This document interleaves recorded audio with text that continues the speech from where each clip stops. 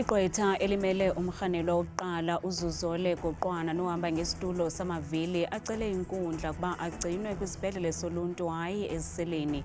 Bobana abarhanelwa bebevele kwinkundla kamantyi yasemdantsane kuGompo kwityala lokugetyengwa kwembethi Manqindi uZolani Tete. That the value of the grant was set at 350 Rand in 2020. It has been increased only once after the application was launched in 2024. Urhulumente uthi akuncedisi kwaphela ukuthi gqolo ukucela isebe lezezimali kuba lichithe imali kwisibonelelo segranti ye-370 endaweni yokudala amathuba emisebenzi.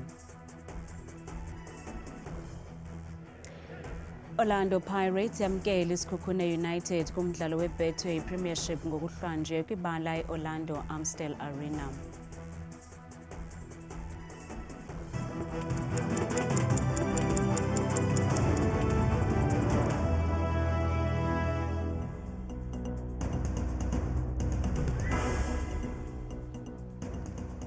Senibulise emakhaya kanti andambe ndodwa ndamba nophumza sikhumba noyitoliki yolwimi lwesandla. Bavele kwinkundla kamantyi yasemdantsane abatyholwa abane kwityala lokugetyengwa kwembethi Manqindi uZolani Tete ukanti nanamhlanje uZuzole Goqwana neminyaka engama-27 nosebenzisa isitulo esinamavili ufuna uncedo lwezempilo olukhethekileyo ngaphandle entolongweni. Amagqwetha akhe athi imeko yakhe ifuna ukuba alaliswe esibhedlele hayi eziseleni kuba akakwazi ukuzithuma ngokwakhe kufuneka ancediswe. Ukanti abatshutshisi bona kwelabicala bathi icandelo lesibhedlele entolongweni lingakwazi ukungenelela kwimeko yomtyholwa. Abarhanelwa abathathu kwabane ababanjwe ngokuphathelene nokubulawa kwembethi Manqindi uZolani Tete bebevele kwinkundla kamantyi yasemdantsane kuGompo eMpuma Kapa namhlanje. Ababini kula madoda bebebanjwe eScenery Park ngecawa ze owesithathu wabanjwa emdantsane. uSipesihle Kolisa noAthandwa Gandala basifulathela isicelo sebheyile okwangoku kwaye kulindeleke ukuba babuyele enkundleni ngomhla wokuqala wenyanga ezayo. Accused number 2 and 3 are remanded in custody to the 13th of October for further investigation through AVR. And accused number 4 is transferred to bail court immediately to join accused number 1, Goqwana. Igqwetha elimele umrhanelwa wokuqala lithi uZuzole Goqwana kufuneka asiwe esibhedlele ukuze afumane unyango. Kodwa umbuso wona umile kwelokuba icandelo lesibhedlele sentilongo lingakwazi ukumgcina lo kaGoqwana. I want to place it on record we opposed to such an application. We submitting that if he is detained in the prison, we will support that if he is detained in the hospital section of the prison. Ityala lomrhanelwa wesine lidluliselwe kwangoko kwinkundla ejongene namatyala ebheyile kwaye baza kubuyela enkundleni ngomhla wokuqala wenyanga ezayo ukuze kuqhutywe nophando. Bonke abarhanelwa baza kugcinwa eluvalelweni. Ababini kubo basifulathele isicelo sabo sebheyile kwaye baza kubuyela enkundleni ngomhla we-13 ku-Okthobha ngelixa abanye ababini baza kubuyela ngomhla wokuqala kuSeptemba. Iliwa libheka umoya ngakuBrown Mokgotsi nanjengoko umbuso usithi ufumene iinkcukacha ezintsha neziveza ukuba lo kaMokgotsi ube nezicwangciso zokuqhwesha entolongweni ngenjongo zokubaleka ityala ajongene nalo kwaye oku kungachaphazela isicelo sakhe sebheyili. New information came tonight. I received a phone call from Colonel Masinya from Johannesburg Correctional Services Center. Colonel Masinya informed me that Mr. Brown Mokgotsi has planned an escape from court. He informed me that the plan is that he would disguise in the uniform of correctional official and would walk out of the court cells. Lihlehliselwe umhla wesibhozo kuSeptemba ityala neliphathelene nokubulawa kwabantu abane eReiger Park nalapho abarhanelwa kulindeleke ukuba bafake isicelo sebail. Regan Collis, Yamal Mayor kunye no-Elvino Crawford bavele nje kancinci kwinkundla kamantyi eBoksburg namhlanje. Ngokwengxelo yamapolisa, uCollis lilungu elaziwayo lamaqela emigulukudu. Abasetyhini ababini, uRelin Lessing kunye noJayden Magema kunye namapolisa amabini ebuthe lilwa amaqela emigulukudu Constable Siphiwe Sibeko kunye noThapelo Dlometsane badutyulwa babhubhe ebutsheni bale nyanga. Lihlehliselwe umhla wokuqala ku-Okthobha ityala elijongene namapolisa amathathu kwiphondo laKwaZulu-Natal natyholwa ngokudutyulwa kwabantu abane abarhanelwa ukuba babebandakanyeka kwizenzo ze-extortion kulo nyaka uphelileyo khona ukuze kumiselwe umhla wokuxoxa ityala ngokusemthethweni. La mapolisa avele kancinci phambi kwenkundla kamantyi yaseNtuzuma ngale ntsasa ajongene nezityholo zokubulala kulandela uphando lwenziwa licandelo lophando lamapolisa elizimeleyo i-IPID.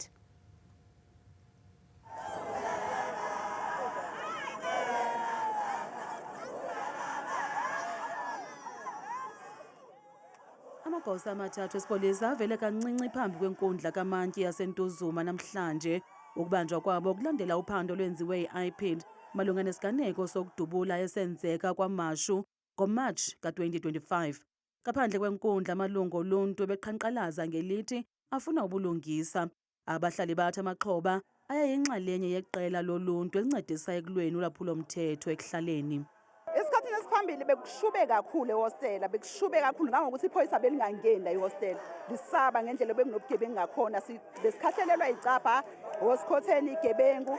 Kodwa bona baye bakwazi ukuthi basinqobe leso simo ngokuthi bafome iforum abebese begijima nayo beqeda lobu bugebengu. Usapho lamaxhoba amabini, uNhlankanipho noSanele Ntuli, luthi ukulibaziseka kokuxoxa kweli tyala kongeza intlungu. Sibuhlungu kakhulu siwumndeni, safuna ubulungiswa ngoba ubhuti bethu kuyimanje inhliziyo lethu isifusela iy'lona ngoba asazi noma sobuthola ubulungiswa noma sogcina singabutholanga. Iy'ngane zababa zafa zingasifela into ezingayazi kuthiwa zizigebengu. Ngoba njengamanje anginalo ulwazi noma la maphoyisa aboshiwe noma ngaphandle angazi, kodwa futhi iyadida lento ukuthi umuntu etheboshiwe ebehola ngaphansi kahulumeni ukuthi kwenzeka kanjani angazi. I-IPID iveze ukuba amaxhoba ayengenanto yakwenza nazo naziphi na izenzo zolwaphulo-mthetho ezikhankanywe ngala mapolisa. The allegation was brought to our attention. It has to be reported to IPID by the police, and we obviously during the course of the investigation found certain inconsistencies. Inconsistencies in relation to the version of the police, matters that the suspects were allegedly wanted on, and this was brought to the attention of the National Prosecuting Authority with the evidence that we've gathered during the course of the investigation, which led to a decision by the prosecutors to prosecute these individuals. Onke amagqwetha avumelene ngokusebenzisa ezi veki ezintlanu ezizayo ukuze aqokelele bonke ubungqina. Eli tyala liza kubuyela enkundleni ngomhla wokuqala ku-Okthobha ukuze kumiselwe umhla wokuxoxa ityala ngokusemthethweni. Urhulumente weli ucela umngeni kwisigwebo senkundla ephakamileyo yasePitoli ngomba wemali yesibonelelo se-370 eyenzelwe uxhamlisa abo bangaphangeliyo. Inkundla ephakamileyo yasePitoli kunyaka ophelileyo yagweba ngelithi le mali yesibonelelo neyaphunyezwa ngexesha lobhubhane we-COVID-19 ngoku sele isisigxina. Urhulumente kwelakhe icala uthi le mali yesibonelelo se-370 yayilungenelelo lethutyana ayisosigxina kwaye uthi akanayo imali eyaneleyo yokuqhubekeka nale mali yesibonelelo. Lo mba ke ubuchotshelwe kwinkundla yesibheno eBloemfontein namhlanje. Urhulumente wabhengeza ungenelelo lwakhe lwemali yesibonelelo esi-R350 ngexesha le-COVID-19 ngo-2020 ukunceda abo babephelelwe yimisebenzi ngelo xesha kwakunye nabo bangaphangeliyo. Le mali yesibonelelo yanyuka ngo-2024 yaba yi-370. Ukanti ke inkundla ephakamileyo yasePitoli kunyaka ophelileyo yagweba ngelithi le mali mayibe sisigxina kwaye kumele landiswe inani labo baxhamlayo kuyo. Namhlanje isebe lezezimali kweli lixelele inkundla yezibheno eBloemfontein ukuba le mali yesibonelelo yabangaphangeliyo eyi-R370 ayisosigxina kwako lungenelelo lethutyana kwaye urhulumente uthi inxili yakhe yomile akakwazi ukuqhubekeka ehlawula le mali yesibonelelo. It is unrealistic and counterproductive to commit the state to providing significantly more resources to grants as opposed to investing more in creating opportunities for people to have sustainable livelihoods. Social assistance, at least in the form of relevance here, is meant to be a stopgap measure while people are enabled to become economically active. Urhulumente uthi isigwebo senkundla ephakamileyo singena ngempumlo kwimiba karhulumente singakhange sijonge kuqala ukuba ume njani urhulumente ngokwasezimalini. It ignores the requirement of available resources. Indeed, it eliminates any inquiry into available resources altogether. It says that there is an obligation to increase the value of the grant to keep pace with inflation, irrespective of whether there are resources available to do so. Ukanti ke imibutho eyamangalela urhulumente ngalomba ithi urhulumente makazinyuse ezi-370 kuba amaxabiso okutya nezinye izinto enyukile. The final salient fact is that the value of the grant was set at R350 in 2020. It has been increased only once after the application was launched in 2024 by R20 to R370. The means threshold has been set at R624 since 2022. So for the last 4 years and has not been increased. It was originally set by adopting the 2021 food poverty line. Ukanti inkundla yezibheno isamamele iziphakamiso zamacala onke kwaye akacaci ukuba iza kusiwisa nini isigwebo ngalomba. Utyikitye isivumelwano sentsebenziswano neZimbabwe uMzantsi Afrika ngenjongo zokucutha ingxinano neendleko zokugcina amabanjwa kwiintolongo zeli. Esi sivumelwano siza kusebenza ngokuthi uMzantsi Afrika uthumela amabanjwa aseZimbabwe akwiintolongo zeli kwela lizwe ngamabanjwa angaphaya kwe-170,000 athothoza kwiintolongo zeli, kuquka namabanjwa aphuma kumazwe angaphandle nabalelwa ngaphaya kwe-27,000. Ingxaki yokonyuka kwamanani kumabanjwa aseluvalelweni kwilizwe loMzantsi Afrika kuquka kuwo nabemi bangaphandle ikhokelele kwisigqibo phakathi kwelizwe laseZimbabwe kunye neli sokuba aphungulwe amabanjwa ayokugqibezela izigwebo kumazwe awo. Let's just unpack it a bit. What happened is that South Africa and Zimbabwe concluded a memorandum of understanding in a way which establishes a framework for cooperation between correctional services in South Africa and Zimbabwe Prisons and Correctional Service. I must say that this is a dead such agreement with the neighboring state just this year. And it seeks to enhance bilateral cooperation, not only in terms of transfer of sentence offenders, but it also looking at strengthening information sharing, collaboration, and effective management of correctional matters.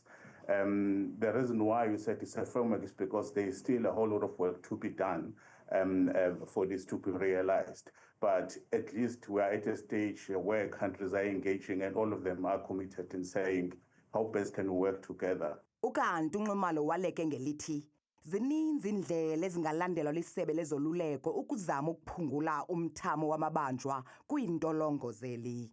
The challenge of overcrowding, certainly people often look at it from a lens of correctional service, whereas it's a criminal justice matter to say how quickly do these do cases move, from court, and also what type of sentences are meted out by courts, and to say are all these crimes deserving for a person to be incarcerated, in a correctional facility per se. Elisebe likholelwa ukuba ingxaki yenani eliphezulu lamabanjwa idalwa ngumcelimngeni wolwaphulo mthetho nobundlobongela kweli. Bekubonakala ngathi uVusimuzi Kate Matlala kazimisela ngokuphendula nanye into ngobudlelwane bakhe nosekela mkomishina lamapolisa onqunyanyisiweyo uShadrack Sibiya. Izolo ide yasongwa inkqubo yekomishoni engaphenduli nanye into esondela ngakuSibiya ngelithi oko kungamenza aziqabe ngamafutha enyama engayityanga. Ukanti oku akuyinqandanga ikomishoni ukuba imbuze ngomnyusi wamashishini osematheni uHangwani Maumela. uMatlala unqwalile kwelokuba ubudlelwane babo bunento yokwenza nezoshishino. Both we have passion for sports cars.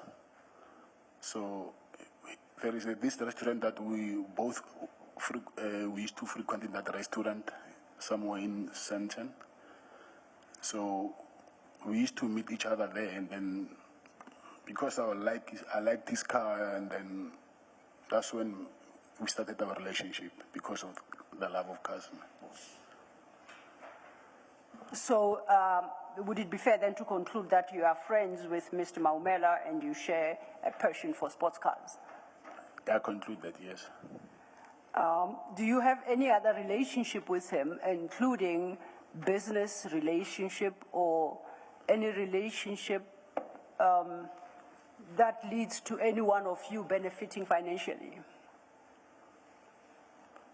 Yes, we do. Ikomishoni iqhubekile nokuphanda iinkcukacha malunga nethenda yeMedicare 24 exabisa i-360 yezigidi zeerandi. Ngaphambili ikomishoni ive ukuba uMatlala wenze intlawulo kusomashishini uSuleiman Karim owathi kamva wenza intlawulo kuMaumela. For you to understand much better, I will say it's not like we've opened a mutual company and then have money in the bank for that specific purpose of this business. I will take it from it will be money that maybe is depending on it will be either in his account or mine. There was you pooled as in POOLED. You pooled funds together. Yes. And from those funds, if you got a contract, or if he got a contract, each one of you would then take money from the funds that you've pooled together for what's required at the initial stage of performing in terms of the contract you got. So you use a portion from those funds for that purpose. Of course, yes. Yeah. And then you say you then pay those funds back into the joint fund, if I may call it that. You pay that back. But you say you would have to pay it back with a profit, as I understand you. And don't nod, please. No, sorry, I'm sorry. Yes. Oh, yeah. And how would the profit be worked out? 10% of whatever. 10% of what you took from the fund, yes. Or 10% of what you would get from the contract? What you took from the funds, yes. What you took from the fund.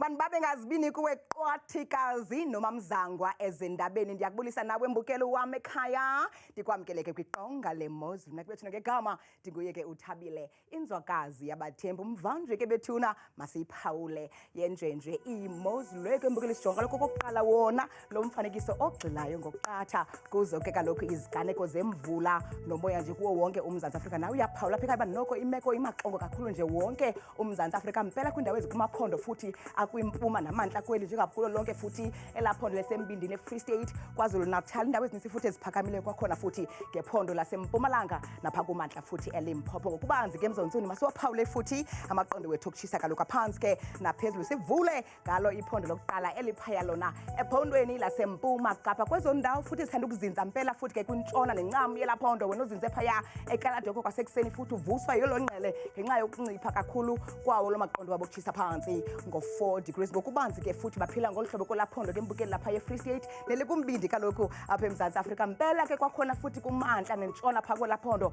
njengapha kwiindawo ezininzi kooBloemfontein futhi nazo zonke ezangingqi ezikufuphi kuyabanda ekuseni ngo-5 degrees benjenje futhi mbukeli kwelaphondo ke laphaya entshona Kapa. Kwiindawo ezininzi futhi ezikumantla nempuma kwelaphondo futhi uyabhudla umoya ubekwe mpela phaya ekuseni ko-Beaufort West napha kumazantsi futhi eGeorge ngamaqondo phantsi ko-11 degrees benjenje kwakhona futhi ephondweni ke emzontsundu lapha kaloku ko-Northern Cape. Indawo ezininzi futhi ezinze kakhulu ke kwimpuma namazantsi kwelaphondo njengapha koPriska kwasekuseni futhi ngaselunxwemeni phaya ko-Springbok kuhle noko phaa kuyancomeka ngenxa ka-19 degrees benjenje kwakhona phaya ke kwelaphondo eli phaya eNorthwest. Indawo kwakhona ezininzi ezikumazantsi nempuma kwelaphondo njengaphaya eKlerksdorp kwasekuseni futhi qaba ngamafu mpela phaya nenkwankca ngo-6 degrees. Nathi kwakhona ke mbukeli wam imozulu ephondweni ke laseGauteng apho sikhoyo thina ngalo mzuzu mpela ke kumazantsi futhi nombindi welaphondo njengapha ko-Springs eSoweto futhi naphaya encamini eJohannesburg ngathi kubande kancinci phaya ekuseni ngenxa ka-9. Bukeli nyuka nam ngokubanzi siliphawule elaphondo ke laphaya eLimpopo kwindawo ezininzi futhi ke zikwimpuma namazantsi walo njengapha koPhalaburu futhi kwasekuseni yinkwankca noma uyabhudla kakhulu naphaya embindini futhi ePulukwane ngo-9 degrees. Kwakhona futhi kabukela imozulu phaya ephondweni ke laphaya empumalanga kwezo ndawo futhi sithanda ukuzinza kakhulu kumbindi futhi nentshona kwelaphondo ekuseni umzekelo phaya eErmelo kuyabanda kakhulu ngesithandathu nemvula zibikiwe nje yonke imini yabo yangomso. Vume ekhaya ndiyivale ndiyisonke kaloku imozulu ngephondo lokugqibela ke eliphaya kwaZulu Natal kumazantsi walo njengapha kaloku indawo ezininzi eziko-Kokstad ekuseni futhi kuyasefa ngo-8 degrees naphaya ePietermaritzburg yinkwankca nje yonke emva kwemini yabo yangomso. Mna ndikuthanda kangaka xa Xele Miyoli Kamnandi mawethu.